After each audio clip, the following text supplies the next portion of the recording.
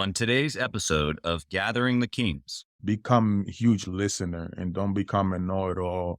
I have a great board. I have great mentors. I have great friends. And that's the decisions that I made in myself is, be open. Don't matter where that person is, be a listener. You are listening to Gathering the Kings with Chaz Wolfe, featuring fellow 7, 8, and even 9-figure business owners who have real battle scars from business and life, but have prevailed as the king that they are designed to be. We welcome high-performing entrepreneurs to the stage in order to reveal the real of the real on what it takes to build a successful business today. We dissect the good and bad decisions they've made along the way that give a true and accurate picture of the journey of success and how you too can get there. Through this dialogue, you will learn the value of growing your network and surrounding yourself with power players and kings like today's guest. Grab your pen and notebook because we're about to dive in. What's up, everybody? I'm Chaz Wolfe, Gathering the Kings podcast. Today, I've got Victor Rodriguez here on the King stage. My brother, how we doing? Thank you for having me, brother. Appreciate it. And I'm looking forward to it. Good. Well, we're going to have an incredible conversation. And before we even talked, I knew it was going to be incredible because we're both rocking a fantastic beard. And how can we not have camaraderie on this show? At this point, I've said this a couple times now, but I'm going to have to seek a beard manufacturer or a beard, cleaning company or a trimming company. A beard company needs to come on here and be a sponsor. I've had so many freaking kings with beards on this show. Just it's awesome, the new thread. It's the new thread. I always say that, I look at it. Now I know why women have to take care of their hair so much with this beard. I can tell you. It gets dirty, shampoo, everything, but enjoy it. I enjoy it. Right. I think I'm gonna lose my hair a little bit sometimes later on, so I might as well just keep this one. Yeah, you gotta keep it where you can keep it. So I understand that for sure. Mine, I've said this a couple times before too, but I'm starting to get some grays, and I'm like, oh, I don't know if I'm ready for that. Dude, I don't know. Embrace it. I have just go for it. Yeah, they're all coming out there. Well, they say it's wisdom, so I'm gonna try to embrace the change. A little salt and pepper. But Victor, tell us what kind of business that you got, brother. Yes. I have an interesting business. I started mobile fueling and technology. In the old days, they call it wet fueling. But, as the new technology and eras, everything is being delivered directly to you. I thought of coming out with something new, especially being in New York. How can you bring fuel directly to your car, but also to your fleet? So you don't have to waste that time at a gas station. So I introduced what is Gas It Up, and we are one of the top mobile fueling in the United States right now on our platform. And, looking forward to seeing and continue to grow throughout the US.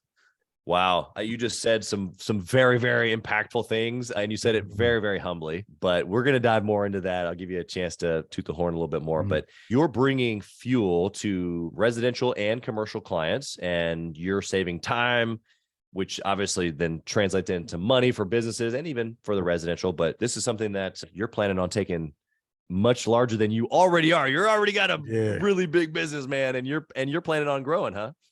That's my goal. When I first started Gas It Up, I said, my goal is to be the number one. Unless I'm going to go hard and create these challenges for myself, I might as well just sit down on a chair and don't do nothing. I'm going to make sure they go all the way, and I have a huge opportunity to become the number one mobile fueling company in the United States. But I want to be able to fix something. I don't go to residents, and I'll tell you why. There's a lot of regulations of how we move fuel. But in the future of it, hopefully there will be an opportunities where we can do residents later on. Okay. Very good. Good clarification point. Thank you for that. It's also funny too, or interesting that you would have the opportunity in the future. Maybe this is a little foreshadowing for us. Yeah. Look back in a few years. Yeah. It'll be fun to look at it. Just say, hey, this is what we were speaking about it, but now we can do it.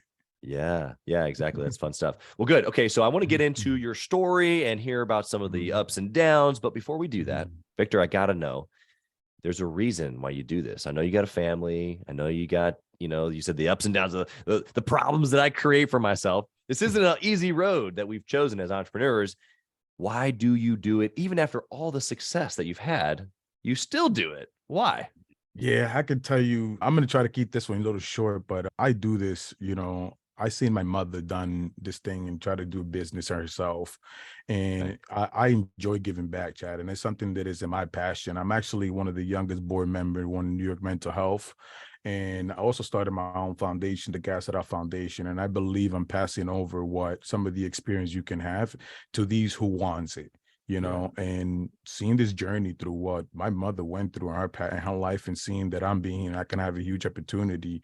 I should be able to do what I want. And I went after the hardest industry out there, and it's the gas industry. And, this is where I'm at the moment. I think a lot of people, anyone can do this, but, you just have to focus and put time. And time is the only thing that you need to put in there. And it's the only thing that doesn't have a value. Yeah. Yeah. Or it has so much value and we don't recognize it, right? Yes. So you hinted at your mom, right? So yeah, I think we've got a similar, a little bit of our stories are same in this way, but why does that, you talked about her being in business and obviously just the struggles of that, but why does that stick with you today? I mean, you're talking about some pretty big business moves that you're making, and your why is to be able to take advantage of the opportunity that she gave to you. That's what I just heard. Yes. Why is that deep inside of you like it is? It's an interesting story. My mother came in here into the United States at a younger age, and she was also able to bring us, my little brother and myself, at a younger age here. And seeing her struggle and seeing her saying that she can still work and still being able to maintain a little small business that she did without knowing any English. My thoughts I'm like, wow, you can do this. And I have an education, and I'm here. And that means I can do anything. And she always said, you do whatever you put your mind you set to. And the only person who's going to stop you is yourself. So don't let anyone else, just continue running up. And, you're going to run into a couple, mountains, but just, if you fall, you're ready. You done it. Now you can walk up like you would experience. So continue running up. So this is the experience that I have in the past. And, it took me a long time to get where I am, but it's successful and it's been fun and it's been challenging. But I can tell anybody now what not to do on the startup in some levels. Yeah, of course. I think that's why we've got you here, to be able to share some of those nuggets. But the heart behind it is oftentimes the place where you have to start. And if you don't have that burning desire, so obviously both of us, coming from that single mom, scenario and just the difficulty of that, I haven't heard a lot of people say it like you just did. And I've said it myself in a similar way, where I look back, obviously as a dad now, and, we've both got kids, and you're like, man, this is a lot. We've got four little kiddos. And I think back and I go, how did my mom do this? Like, just logistically speaking, let alone mentally and like physically and spiritually be able to like bring the fortitude and persistence every day. Just logistically, how was she in all these places all at once, school and basketball and 3 jobs all the time? It's just like so much reverence but freedom at the same time. Because like what you said, man, if she can do it, if she can do that with what she was given, how much more am I responsible for? It's my duty, right? I agree to that. And it's beauty to see that. And it just, that's when I look at it and I think, and, just put some time into what you want to do and believe in yourself. And, seeing my mother do this, and I'm like, I got to give the power to her always, anywhere that I can. And I always mention she's always been my inspiration to do anything that I want to do. And I'll take on different challenges, as I continue on my journey. And I'll continue to let you know some of the other challenges and some of the journeys that I've taken. But a lot of it I owe it to her, and I always thank her. My mother's name is Pilar Hernandez. Through marriage, her name is actually Pilar Kelly, where, she was born in Dominican Republic in a place called Sabana de la Mal and came through in being in the United States and being in New York City as by herself, and getting married and bringing other 2 kids to, to see what else that she can give a better life to her kids, and every day put food on our plate. I'm like, she's my champion. Yeah. It's a big deal. It's funny because there's this concept that I've wrestled with as a dad.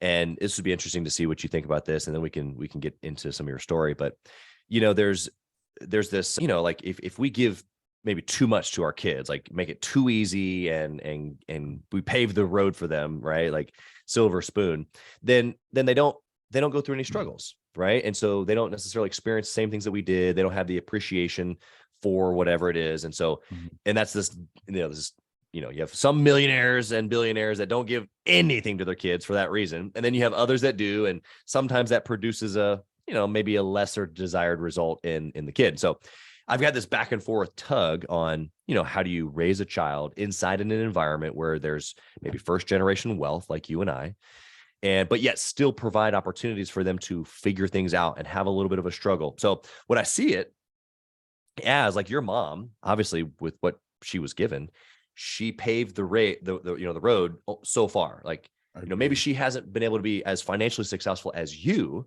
right? But with what she was given, she paved the road this far, right? And you don't necessarily need to go back and learn those exact same things that she did. She already learned those and she was able to teach them to you. So now you can pave, okay, like, here you come, right? And so do your kids really need to go back and learn all those same mistakes? Well, I think it's the same as an entrepreneur right now listening to us. They don't have to go through them. They might have to because they're stubborn, but they can just listen to us. And so what's your thought around the difference of maybe like paving the way with your experience so that your kids can kind of like take it from here and keep going versus, well, if I pave them the way, then they're just going to be spoiled little brats. Like, what are your thoughts? I love that question because it's quite interesting. I have that conversation a lot with a lot of my friends, and I look at it, I'm like, hey, I want my kids to be able to take from where I am. I want to be able to give them and speed through the process of it. My mom did as much as she can and as much as she had, taught herself. And I think she gave me 100% of, and if she could have gave me 1,000,000%, she would have probably gave me that also. So if I have the opportunity to speed up my kids to 1,000,000% and say, hey, take the way from here, but you also have different kids. As you know, I have little brothers. I also have older brothers. They take different process of it. Maybe one of my other kids is going to say, look, Dad, I don't want to take this. So I want to take this side of it, but I'm going to support them in whichever way they want to. I always want to make sure that, what my mom did for me and all of my brothers and sisters is support you. And I want to be able to support you, whether you want to be able to work for someone, whether you want to be an entrepreneur. I hope you go to be an entrepreneur and continue the business and growing the legacy. That's my goal. Right. And that's what I'm doing here. But if you want to go save the world, if you want to go do something else, hey, I'm here to support you and tell you as, your father, your family, to give you that 100% and whatever your needs are. Yeah, I love that perspective. Very good. All right, let's get into your story, man, because like you said, you've got some ups and downs. Just give me the overview. Like, how'd you start the business? How did you, this is a concept that a lot of people I'm sure thought about, but you actually did something. What'd you do before? How did you start the business? Oh, it was funny. I was trying to find what I wanted to do with myself and some of that process of it. And I said, I want to do something else. I've been in management. I started doing private sector. I started doing consulting. And, I seen where Uber was and what all these on-demand companies. And I'm like, this is a bubble happening in technology. And, I have really good friends and really great mentors around me, and I've been blessed with that part of it. And says, Victor, go ahead. I think you're the person that if you want to do something, you run through this process. And, I spoke through a lot of it, and I just went out there, had one of my great friend, Kimberly, who I spoke to her. She became an investor and also helped me through part of it as being a founding member.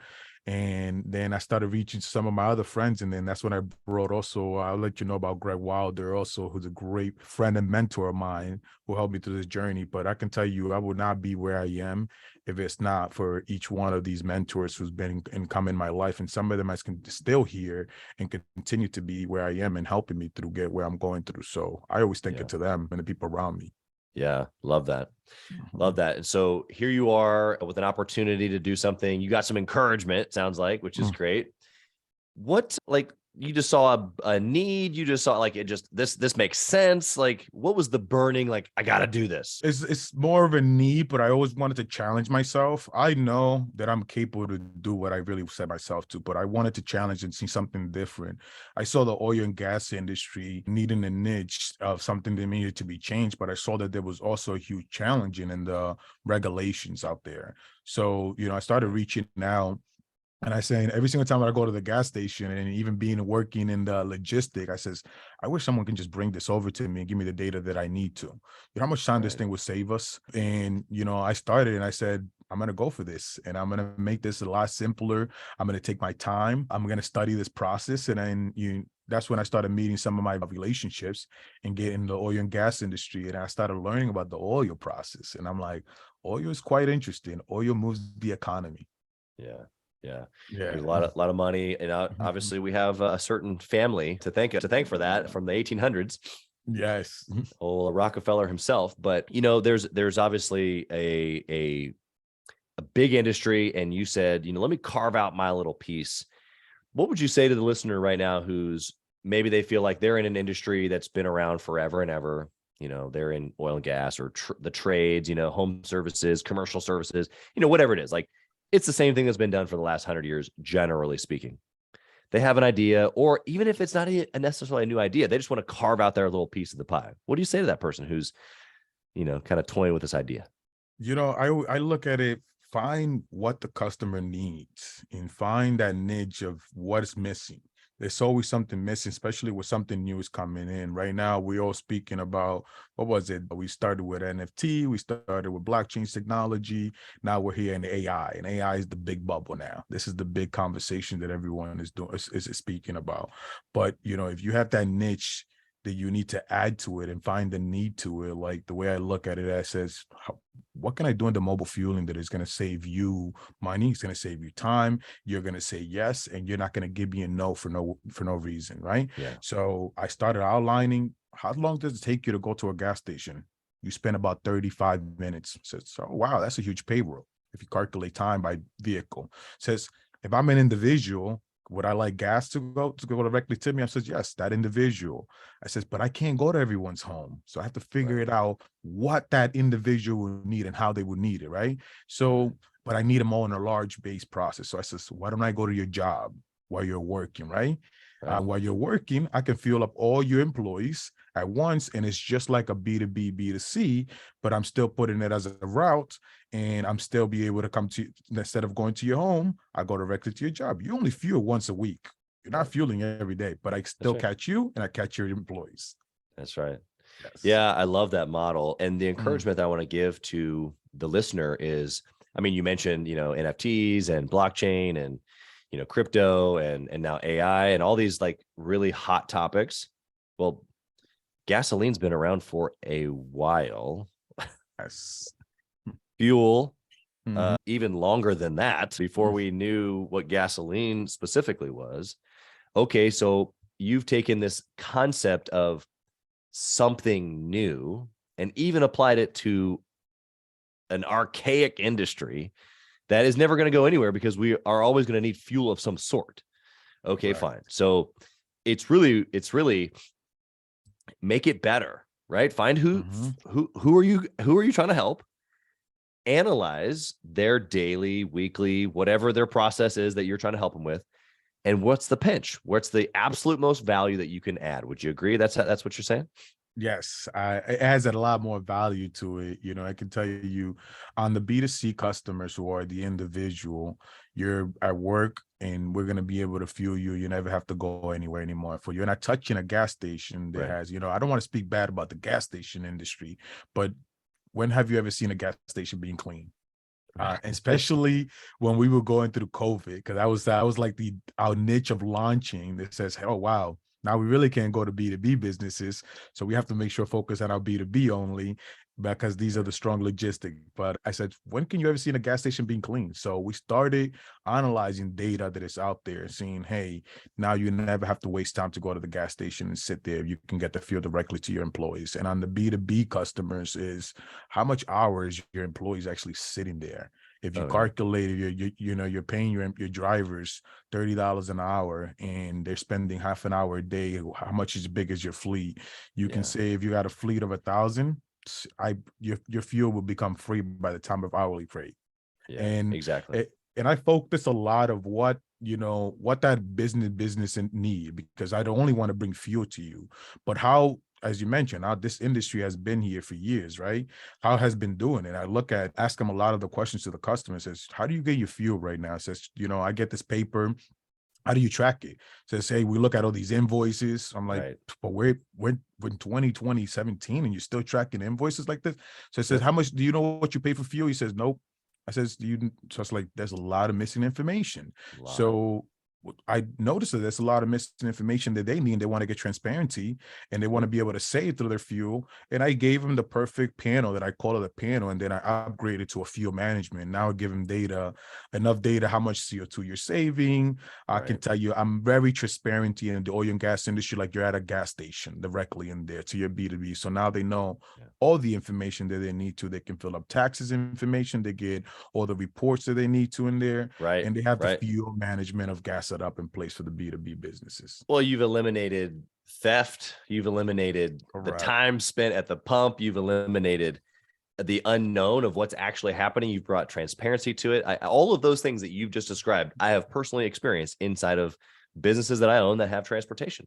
And so I know exactly that feeling. And here's what happens. The closest solution is a fuel card.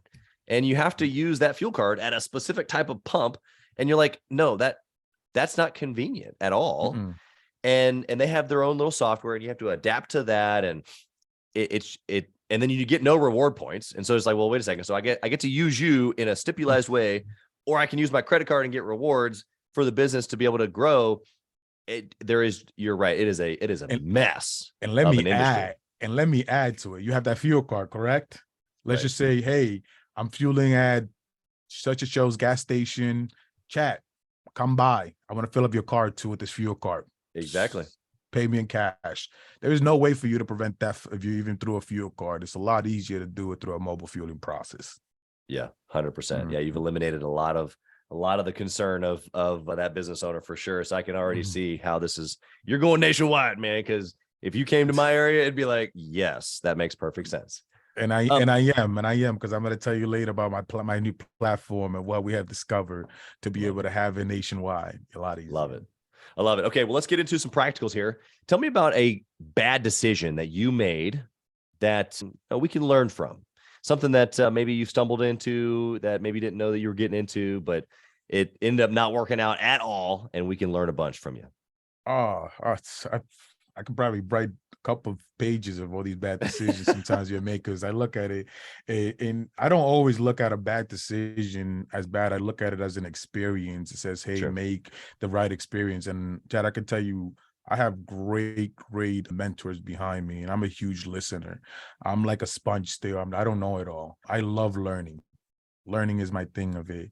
And some of the mistakes that I have made in the past have grown to where I am. And one of the biggest mistakes that I've seen that I made is, how do I look at this whole electrical industry? And I started putting together a mobile truck to be able to push it over to the electrical industry. And I started to see it says, why did I jump in this too quick on this part of it? I should have slowed down. And it was something that I thought that I was going in too early into that part of it, especially when I have a growing business that has data that it still has a long time where to go on the EV. So what I have done is, learn to be able to see what is the right way for you to go on your business, and don't try to speed through a process just because technology is already there.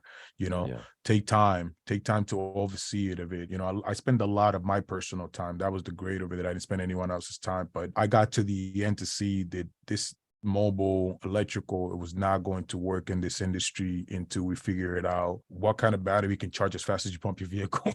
And until that's there, you're not going to do that. And I slowed it down, and I learned a lot through that. It was, I can tell you, every decision did something that I learned a lesson to it. It says, this is what you learn through this process. And it gave me a huge experience in my life. Yeah, I love that. I think that it falls into a greater bucket of, shiny object syndrome or staying focused. I mean, we can say it a lot of different ways. Yeah. That doesn't mean that charge it up or whatever you're going to call the electrical portion of it when it rolls out, that it won't ever come. It just means, I love the way you kind of just rested in, like, no, you just got to stay here for a minute. Like, just because it's working and it doesn't mean we leave it. It actually means the opposite. It means we press in so we can really squeeze the juice. And then I didn't really stop it. I just changed strategy. It's fast because when I think I can do different, multiple projects, but as long as you manage it correctly. I changed my strategy around Charge It Up. I focus on where the industry is and what they're doing, and it was charging stations. I said I have to come up with another platform. I don't need to use a human. I need to have something that doesn't have too much spending on our end and do less time. I can see if I can outsource what I'm doing, and then later on focus on what the future's doing, but also try to do something innovative that no one else is doing, because that's what I love doing. And it's trying to challenge the industry. And I focus and outsource the Charge It Up process of it to focus on putting charging stations all over the United States, using, going after government grants, using ourselves, using some of our relationships in there, and grow our model so we can give the option to our fueling customer that has also electrical vehicle that they want to. You can manage both platform under our management panel, and you can have access to both, whether you want charging stations or you want access to fuel. You'll be able to have access to both in our platform. Yeah, love it. Love it. I didn't actually know that the other side was called Charge It Up. It just made a lot of sense to me. So I said it. And here we are talking about it like it's a real thing, because it is. It is. Oh, I love it. I love common sense, man. Just make it make sense to me and we're good to go. Great. All right. Minds, Well, tell me about a good decision, Victor. I want to know something that you did that you can look back, and this one decision, this one moment in time has led to a bunch of other successful moments. Great decision is that I always make is become a huge listener and don't become a know-it-all.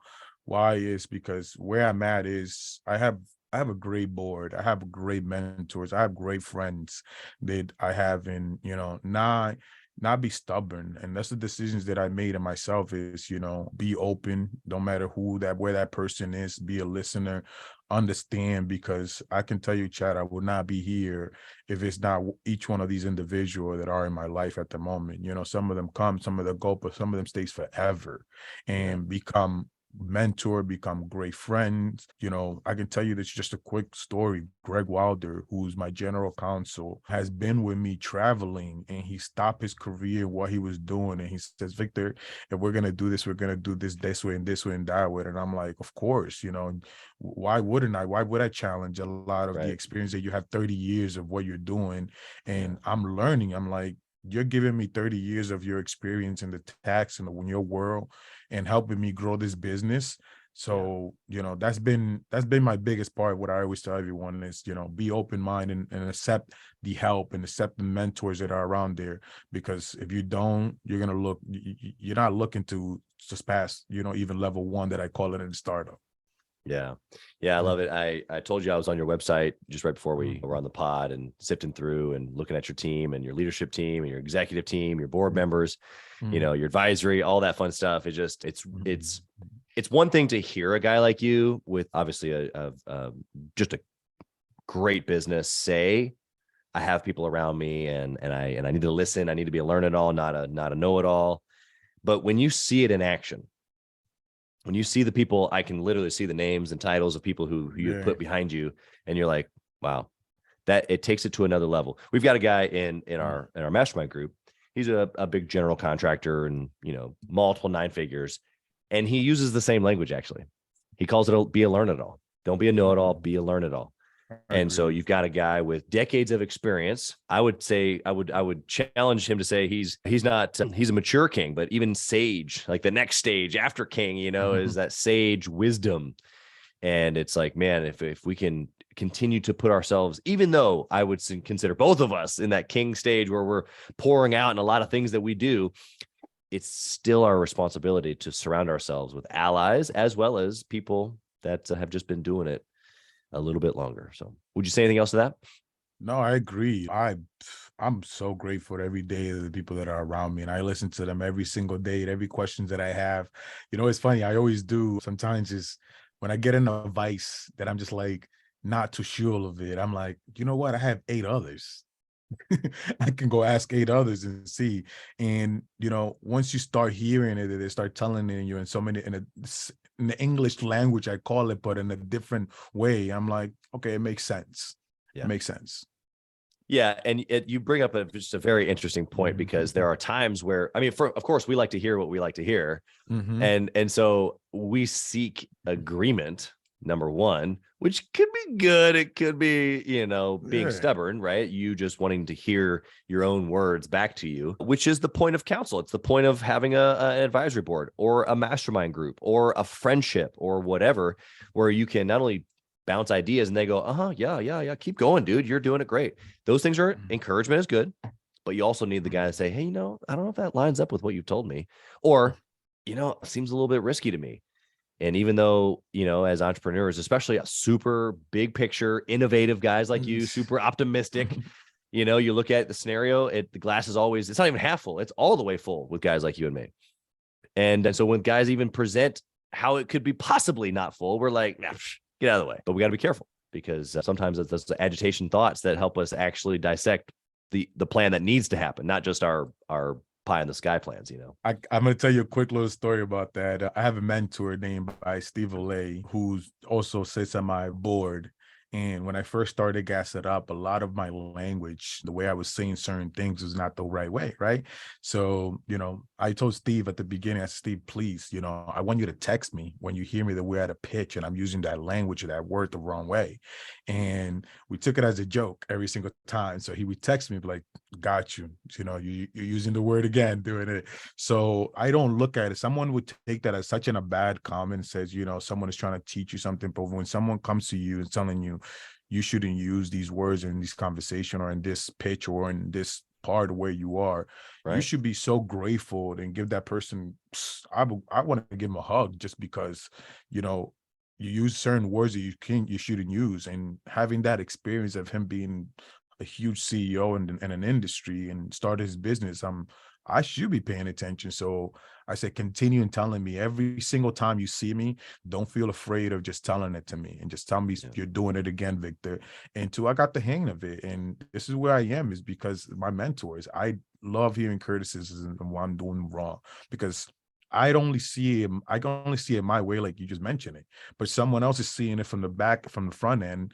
And that person, all he's trying to do is help you. You should be grateful for that person help you, and don't take it as bad. At the beginning, I'm like, of course you get a little intent about it, but I'm like, no, be grateful. Someone is trying to teach you something that they see in you, and they're trying to make you better. Yeah, 100%. It's that learn it all mindset and not being stubborn. We have to daily remind ourselves not to be stubborn. Yes.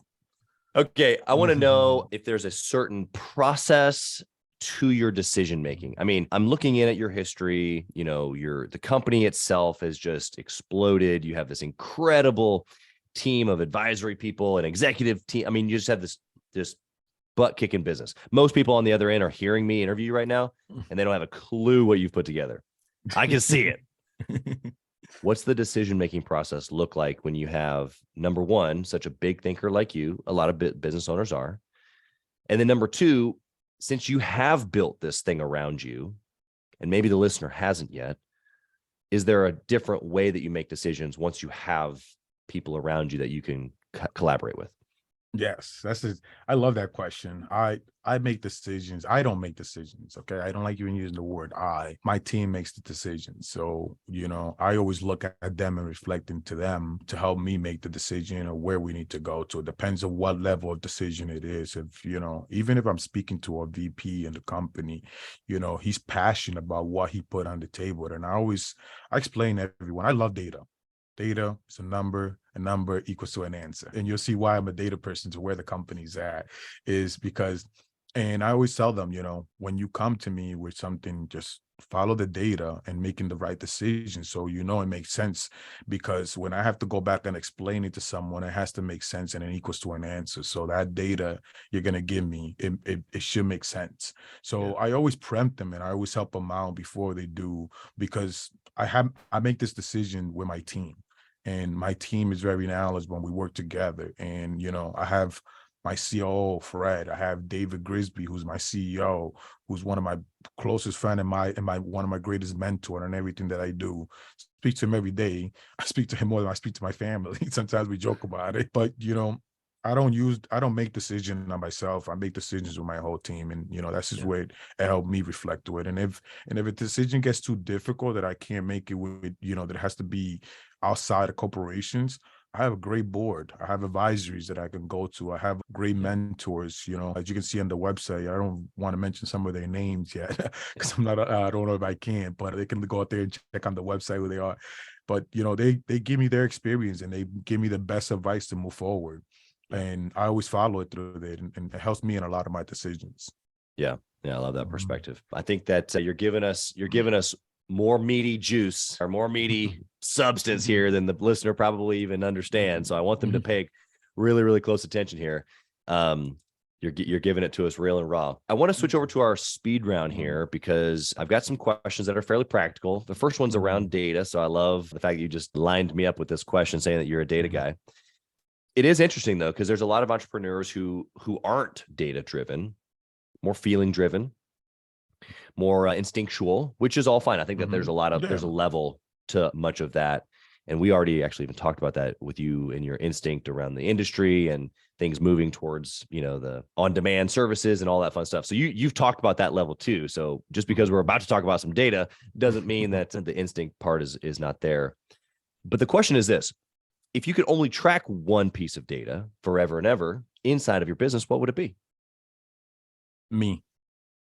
Okay. Myself is because my behavior and my decisions reflect a lot on not only my family, but also everyone in my company. So I always track what I do and how do I fix it? How do I make it better? I'm not a know-it-all. I'm a huge person that just enjoy reading, enjoy finding the right answer, because I believe that it is, if the decision can reflect one of my decisions or anything else based on what I have done in the past can affect anybody else in the future of it, or any of my decisions of it. So as long as I continue to make myself better, I know I can continue to help others in the right way because I'm helping myself first. Yeah. Yeah. I love that. I was just recording a podcast with a guy that had a similar thought. He's in the success industry and coaches very high level athletic directors and even, people, at University of Texas and so forth and so on. But he mentioned the same thing. It's like, you can't pour out or you can't give much really to anybody if you yourself don't have much of a foundation or a strength about it, where it overflows. You can definitely do it, but it's broken. Yeah. So I guess my follow-up question to that is how do you track yourself? What areas do you track yourself, or what's practical for the listener for them to be able to start doing what you're talking about? Yeah. So, based on what I'm doing, if I'm doing a certain way, such as decision on the technology, where do we go on the technology? What do we do with my personal self and making that decision that I made something a better, or that I made a decision that could have been a better based on my past experience. So I track myself on my decisions of how to make a better decisions. How do I focus on making sure I make better choices on other things, just to even now my personal that impacts everyone else's. Right. So I always look at how can I do that at all time and focus on that, because that's the only way that I'm going to be able to make everyone else's better. I can tell you, I have grabbed my last chief of marketing officer. He came in at the beginning of it. One of my biggest thing, it was, I want him to become better after he leaves Gas It Up. And it was to mentor him to make sure that he made the right decision and worked with him off the clock, a lot of it. And that was one of my main goals is, if I made myself better now with my experience, I can pass it along. And that person, even when they continue to work here or they continue to leave out of here, they will be much appreciated. And all I ask them is, pass it along, help someone else out that, help you move to that next level. Yeah. Yeah. There's a key that unlocks a lot of, and I don't even say hidden doors, but they do feel hidden until you get to the place where you start unlocking these areas of life, and it comes through what you're talking about. Not only taking care of you, and that sounds selfish, but you have to do that for a period of time. Yes. You got to make sure your mind's right. You got to make sure your actions right, your daily plans are right, all that stuff, even the subconscious, what I was talking about with this other guy. But once that happens, then it's like there's a freedom in going, let me give it to you and you and you. And that actually becomes part of the king mindset at that point, of really being able to become all that you're made for. Yeah. Is being able to help them become all that they're made for.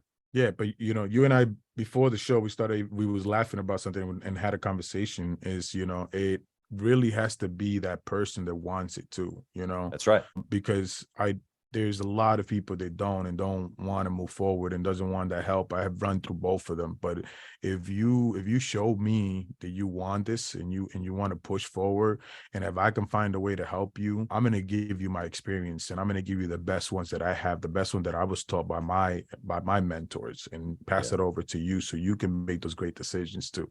Yeah, I love it. Mm-hmm. What book or resource would you recommend, Victor, for a business owner trying to grow? I love it. The Culture Code by Daniel Coley. Okay. Yes, it's What's one your of takeaway from my that book? one of my favorite part of that book. It was, so he had a quote, and it was to build a solid structure, right? So he had kindergarten, he had CEOs, he had presidency, and and all category, and he put them all together. And the one that became successful to bring the tallest one, it was the kindergarten, because they all worked together. None of them wanted to become a leader. So I enjoy that book because it opens up a lot of things that you should be seeing of how you should run a business and a culture. And culture to me is super important. And one of my mentors, Steve Alley, that's the first thing that he came into the company, says, this is what you have to learn. And he's also a coaching CEO. And I took his course. He put me with someone at the beginning of it too, like the level that I was when I was starting. And I learned a lot through it. And, I believe in it. I'm a huge person that I believe the culture is important to the company, and making sure that you don't have the wrong person also not working for you, but make sure that they're following that process of it, because you don't want someone who's not enjoying themselves at what they're doing. You want them to be valuable also, because I've been in those positions. I've been down there. I know what it feels like. I know what it feels like not to say good morning to someone when you first see them or anything else, Having these feelings and understanding that, to me, that book breaks a lot, and I continue to go back and forth to it always. Interesting. I love the dynamic. It actually explains a lot of what you've got set up, right? All the things we've talked about, you putting all these kindergartners around you, for lack of better terms. Because you've got some really incredible people around you. It's a similar thing that, inside of a mastermind, and Gathering the Kings does this. We're all 7 and 8 figure business owners that have these, for all intents and purposes, kingdoms, right? But there's this value when I can come together, I can put my crown down. And even here today, we're doing it. You put your crown to the side. Both are representation of, all our success and, all of our domain, right? All of our authority. But we set it to the side so that we can do this. Exactly. And I would do this always. And if I can always pass the right message to anyone and teach them some of the things that I have learned, I have learned to pick up a book. I've learned to have mentors around me, not afraid of ask questions. But if I can always and support you in what you're doing and passing the right message to it, hey, kudos to you, what you're doing. I love it, and to the listeners out there, it's great information always. The more you get, the better you get at where you're going. And it's like, I look at your podcast, it's like, let me pick up the Chaz book. Let me see what chapter Chad has today on. That's right. He has different chapters in it, and you learn different experience from it. It's like having this class of leadership in there and learning from everyone that goes in there in the industry, whether you bring someone who's in the painting world, whether you bring someone in technology, we all have that that little bit that I can pick up and learn something from that person and apply it to my business. And you call it the King Show, I call it a chat book. That's awesome. and continue with the chapters. You just have a long and I want to see you continue in a couple of years, come back again and be like, hey, what chapter we on today? What chapter we on? That's right. Well, those are very kind words. It's funny too, because and this is just maybe a little inspiration or a little fuel for the listener, because I started this thing not even knowing that I would have guests like you, and I've had some incredible guests. I mean, we're coming up on 300 episodes. As you mentioned, what chapter are we in? I love that perspective, but I've had, I started this thing thinking I was going to help small business owners. And I've had multiple guys reach out and say, hey, I've read a lot of chapters of your book, AKA I've listened to a lot of your episodes. Hey, how do I want to know who's in that group, because I need some people around me too. And I just never even imagined that when I started this, because I thought, well, I got my mastermind over here. We're starting that thing. That's cool. But like, this is for the small guys, and we'll help them. But I get more and more guys like you, quality, high achieving business owners with big businesses, going, man, I really like that guy. not me, the other guests that I have on the show, which again, it's like, man, now we're talking about this actual thing that I had in mind of like gathering real kings together. And it doesn't have to be the Chaz show or the Chaz book, but it can be like a little bit of you, a little bit of me, a little bit of him, a little bit of her, you know? And so I appreciate that. I also want to reflect that to the listener that if I can do this, then they can surely do what they're trying to do as well. I got a question for you about family, Victor. I know that, you know, before we hit the recording button, we talked about family and kiddos and just your family and just how precious that is to you. Of course, you know, we learned of your perspective from your mom, you know, and the reverence that you have for her. But as business owners, I have learned through this podcast, as well as even my own journey, as well as all the people that I know in person as well. And it's almost unanimous. 100% of the time, we have this obsession in our business, right? That's why we're successful. And I have learned that it's not balance, but it's obsession with my kids or obsession with my wife that also fuels those areas. So my question to you is, how do you obsess over those three areas all at the same time? Oh man, that's beautiful questions. You know, I think family first of all is most important, and that's one of my part that going back to culture, Chad. I want to let you know, I always advocate that to everyone. Unless you're straight level headed at home, you're not going to be able to bring that over to the next place wherever you go, whether it's work, whether it's, you know, anywhere you're going or whatever you're doing, you're not going to be able to. But to me, it is always super important. And the beauty of it is, you know, it has like a balance of it. When work gets you so stressed, then you go home to your kids and your kids balancing you through that part of it and says, you know what, I'm at peace at home and this is my peace. Or, you know, let me have fun, but let me go back to my peace. Whatever I'm doing, it is, I call it, you know, I call work sometimes. One day you walk in, put it in the fire. My CEO and I says, all right, let's put this fire away. Okay, let's go put the fire away. But you know what? You come home and, you know, you got your kids and they're your peace. That's exactly what I feel at home. And one of the biggest thing that I talked to one of my great friends, Michael Martinez, who's the CEO, founder of 4 Point Capital, who mentioned to me, says, Victor, you know, what was the biggest thing you learned through COVID? And I said, I was not spending, he mentioned, says he was not spending enough time with his family. And I said, wow, that reflected me and hit me hard because I travel a lot. And I'm like, why I'm not spending time with my kids? Why shouldn't I be there? And then, you know, I've learned that through this year. And there, I call it my peace and my balance between work and everything. And it's great. And I've learned that also. Now I spend a lot more time. Yeah, that's awesome. I love the perspective that it can be different or it can be the same, you know, like you said, it could be fire, you know, fun, like the intensity is really what I took from the fire, but it can be intense at home too, because man, they're kids and you're building them and you can be passionate with your wife and, you know, like all this stuff that we do as a family can be fire or intense, but I love how it can be a safe place, a place of recharging, you know, regardless across the country, that's going to look different for all of us. I appreciate you sharing that though, especially from the angle of knowing that you've built something in an industry that didn't, I mean, the industry existed, but the way that you're doing it is so new. And so you look at people who sell themselves, right? And I think that you've done the opposite. And so there has to be more than just the tightrope balance of like, well, let me appease my family. And it's like, no. Like, I love my family deeply. That's obsession. That's burning desire. Thinking where Rich talks about a burning desire. And I want to go hard after them. And that could be doing a Zoom instead of traveling. That could mean letting my CEO go instead of me. Like whatever that looks like, it doesn't really matter. It just means that you have now the perspective of obsession over here in these areas. It's funny you mentioned that. My daughter goes to her mom and says, Mom, I can call daddy. He'll pick up at any time of the meeting. And she goes and tests her out. I'm like, what? She goes, yeah, let me go test that out. She goes and calls me. And immediately I pick up the phone because I'm like, my daughter's FaceTime. I'm like, baby, I'm in a meeting. She's like, I told you, look, he picks up. I'm like, wow, don't do that to me. Come on. But it's the power of your child because you've given her that crown, really. Yeah, no, my kids are my everything. They're my peace, they're my world. That's what I do it for. That's, you know, it gives my strive. It's just, you know, I look forward. That's like my little shining stars that is right there that I just got to reach out. That's awesome, man. I got one last question here for you, Victor. You ready? Yes. If you could whisper in the younger Victor's ear, what would you say? You got me on that one. That's a good one. What would I say? Don't waste some of your time in unvaluable places and time.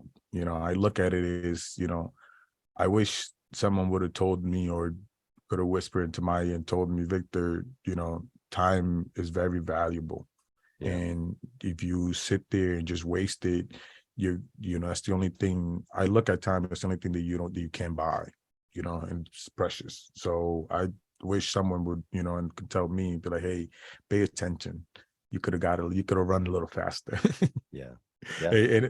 So I laugh because some of my friends would be like, what more faster do you want to go? Because how fast do you want to go? Because I'm like, nah, I think I could have went a little faster. And I read what you have in the back of it, just with the hat says King stayed humble and hustle, and then the excuses are for weeks. It's like perfect. Yeah. Yeah, no, it's true. It is funny too that you gave the perspective of friends saying, well, you already did it super fast. You're young, you're successful. Like, what else could you want?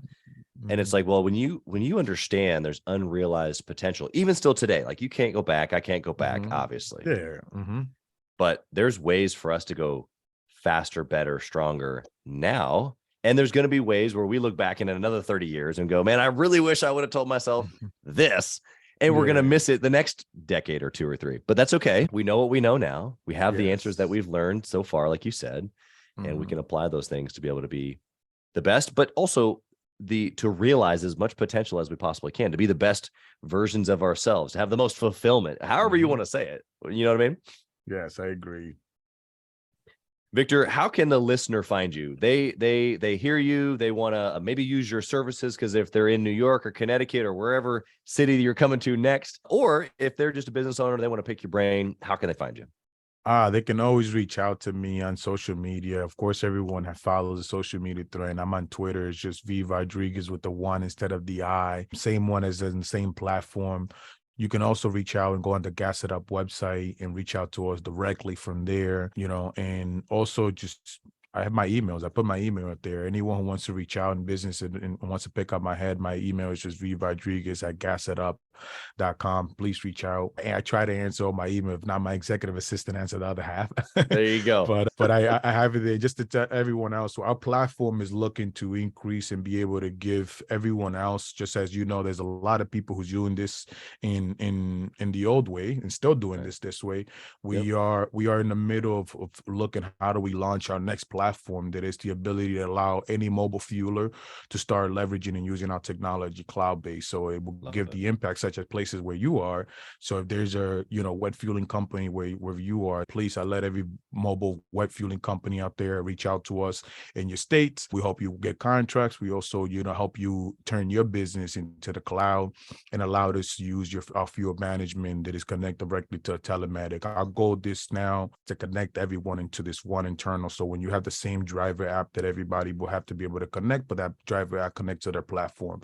So everybody has transparency in the oil and gas industry. And then also, as the oil and gas industry continues to grow, we're adopting Charge It Up, and Charge It Up is a unique model that we have charging stations, but we also found a way of how to give our customers off the grid.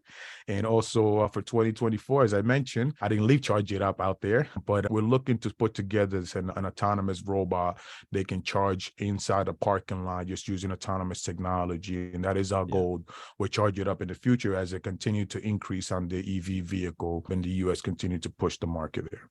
Yeah. Well, if the listener isn't impressed by just those last few sentences, they weren't listening at all today, and they should go back and just replay the whole thing.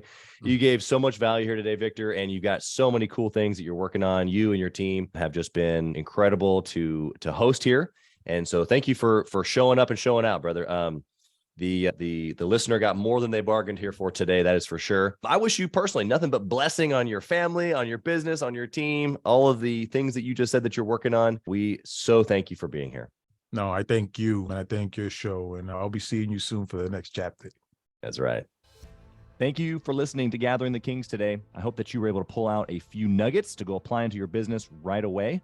More importantly, though, I hope that you're realizing that it takes more to be successful than just being by yourself, doing it all on your own, carrying the weight all by yourself. What I have realized, not only in my own journey from multiple businesses and multiple different industries, and now interviewing literally over 200 or 300 other very successful 7, 8, and 9-figure business owners, is that it's tough to do it alone. And so Gathering the Kings literally exists to bring together successful entrepreneurs. In fact, we are putting together 1,000 kings, specifically who are grateful but not done. We're intentionally assembling kings who fight tooth and nail for their business, family, and communities. And here's what we believe, that in the pursuit of excellence in those areas, that it ignites within us the responsibility to govern power and forge a lasting legacy. So if that relates and resonates with you, and you know that you need people around you, sharp, qualified, other very successful business owners, I want you to go to gatheringthekings.com. I want you to take a look at what we're doing and see if it makes sense for you to be part of our pursuit to 1,000 kings. Talk soon.